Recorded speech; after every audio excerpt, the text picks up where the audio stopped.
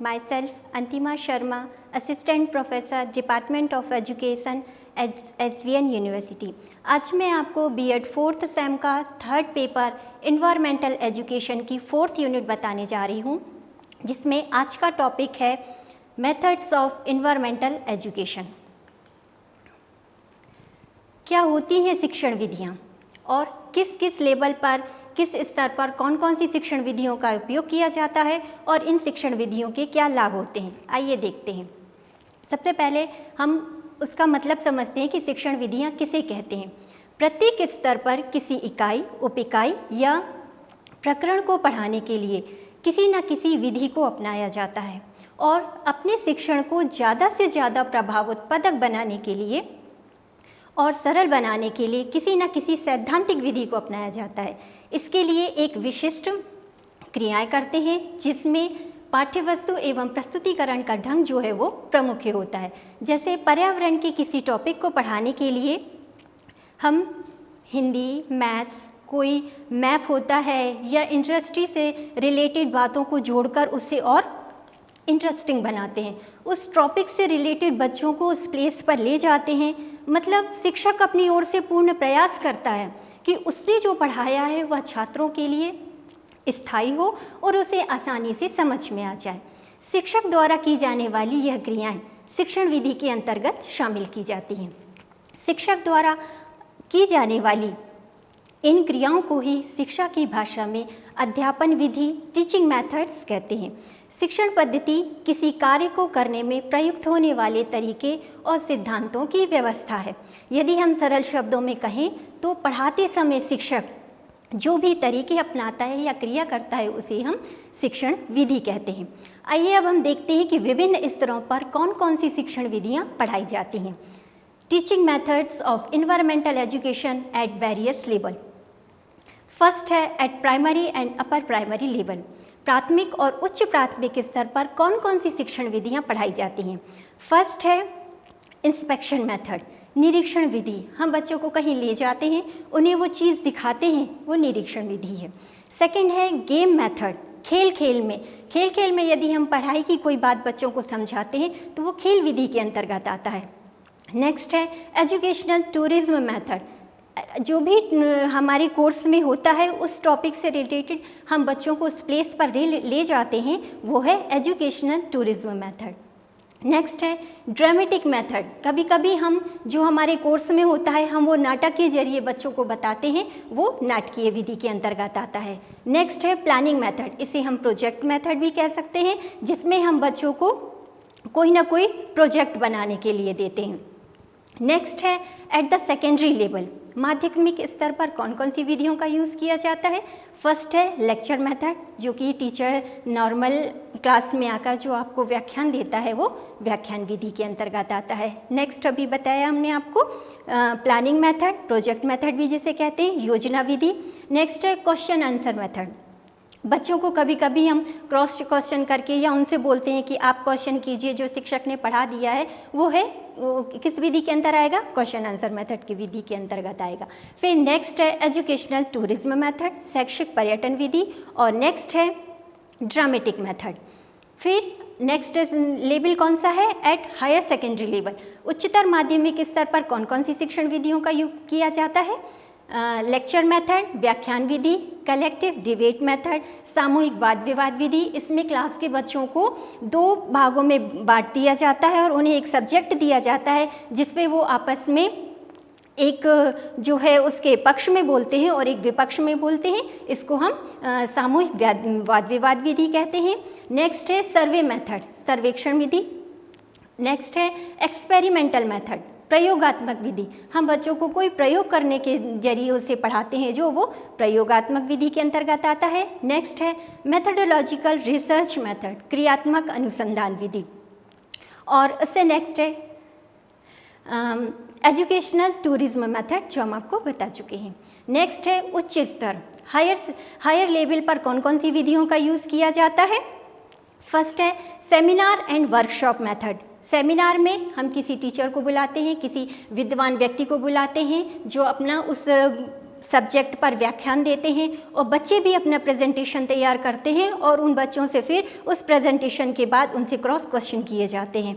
और नेक्स्ट है कार्यशाला विधि, जिसमें हम बच्चों को कुछ करके सिखाते हैं। ये मोस्टली 1 या 2 दिन की रखी जाती है, तो हम इस विधि के द्वारा बच्चों को पढ़ाते हैं, सेमिनार एंड कार्यशाला विधि। नेक्स्ट है लेक्चर मेथड, व्याख्यान विधि, सर्वेक्षण method, survey method, experimental method and interdisciplinary dimension method, अंतः अनुशासकीय आयाम विधि। नेक्स्ट है एजुकेशनल टूरिज्म मेथड। तो आपने देखा कि विभिन्न स्तरों पर अलग अलग शिक्षण विधियों का प्रयोग किया जाता है, लेकिन किंतु कुछ विधियां इनमें ऐसी होती हैं जो नॉर्मली हम सामान्यता कहें कि सभी स्तरों पर पढ़ाई जाती हैं, नॉर्मल इनका ज़्यादा यूज़ किया जाता है। तो हम इन विधियों को देखते हैं, जिसमें फर्स्ट आती है पर्यटन विधि, फील्ड ट्रिप मेथड। पर्यावरण शिक्षा में पर्यटन विधि का प्रयोग सभी स्तरों पर किया जाता है, जिससे क्षेत्रीय, स्थानीय और राष्ट्रीय पर्यावरणीय समस्याओं की वास्तविक जानकारी होती है। पर्यावरण अध्ययन में पर्यटन विधि का अपना विशेष महत्व होता है, क्योंकि पर्यावरण अध्ययन में शिक्षण जो है वो कक्षा तक ही सीमित नहीं रहता, बल्कि इसके लिए एक कथन भी है कि भूगोल का अधिकांश भाग मस्तिष्क की अपेक्षा पैरों से होकर गुजरता है या पैरों से सीखा जाता है। अधिकांश भूगोलवेत्ताओं ने भी भूगोल शिक्षण के लिए पर्यटन विधि को ही सर्वोत्तम माना है। पर्यटन विधि एक प्रकार से निरीक्षण विधि की पूरक है, क्योंकि निरीक्षण विधि का प्रयोग उस समय ही सफल होता है जबकि पर्यटन विधि को अपनाया जाए। जिससे संबंधित रूसो ने भी कहा है कि पुस्तकें पढ़कर ज्ञान प्राप्त करने की अपेक्षा प्रकृति निरीक्षण द्वारा जो ज्ञान प्राप्त किया जाता है वह कहीं अधिक उत्तम और श्रेष्ठ होता है।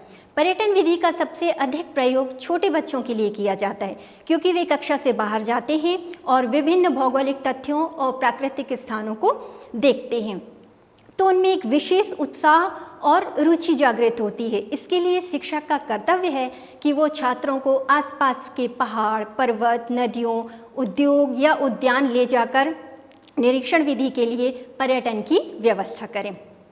अब हम देखते हैं कि इस पर्यटन विधि के लाभ क्या होते हैं। Advantage of field trip method.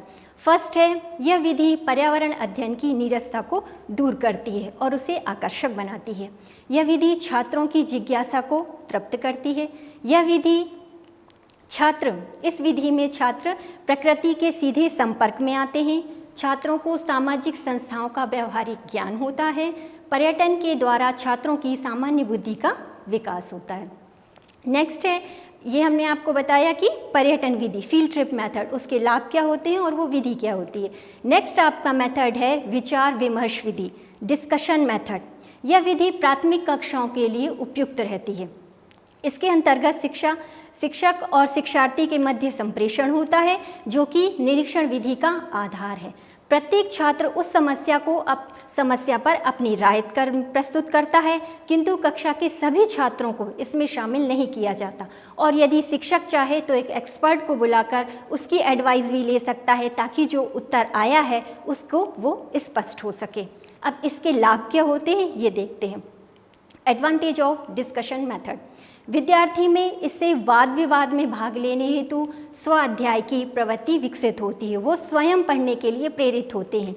इस विधि के माध्यम से शिक्षार्थी अपने ज्ञान, जानकारी एवं तर्कों का मूल्यांकन करके स्वयं सुधार करने के लिए प्रेरित होते हैं।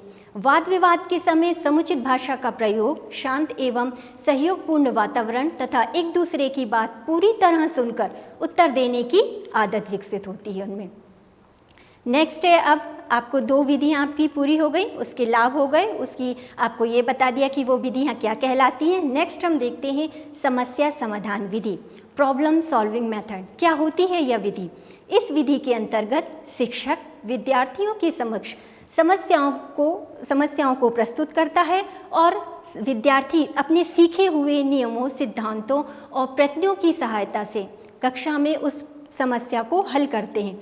प्रत्येक समस्या नई हो, शिक्षक के द्वारा ऐसा प्रयास किया जाता है ताकि विद्यार्थियों को उसे हल करने में निरंतर प्रेरणा मिलती रहे।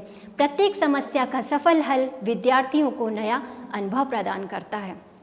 अब इस विधि के लाभ क्या होते हैं? Advantage of problem solving method. इस विधि से विद्यार्थियों में सही चिंतन एवं तर्क का समुचित प्रयोग करने की आदत विकसित होती है। विद्यार्थियों में समस्या से जूझने की शक्ति का विकास होता है। समस्या का विश्लेषण करने की क्षमता का विकास होता है। नेक्स्ट है, विद्यार्थियों में आत्मविश्वास और आत्मनिर्भरता का विकास होता है। विद्यार्थियों को सक्रिय बनाने में यह विधि बहुत ही उपयोगी होती है।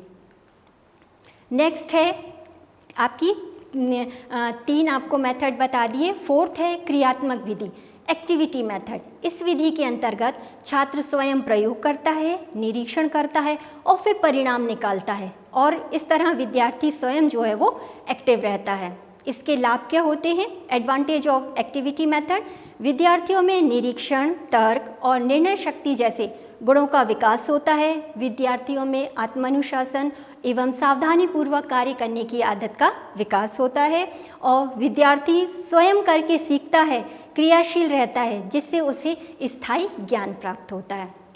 नेक्स्ट है प्रयोजना विधि, प्रोजेक्ट मेथड। ये विधि क्या होती है, आइए देखते हैं। प्रयोजना विधि विज्ञान शिक्षण की एक प्रयोग होने वाली एक विधि है। इसमें भी विद्यार्थी अपने अनुभव के आधार पर सीखते हैं।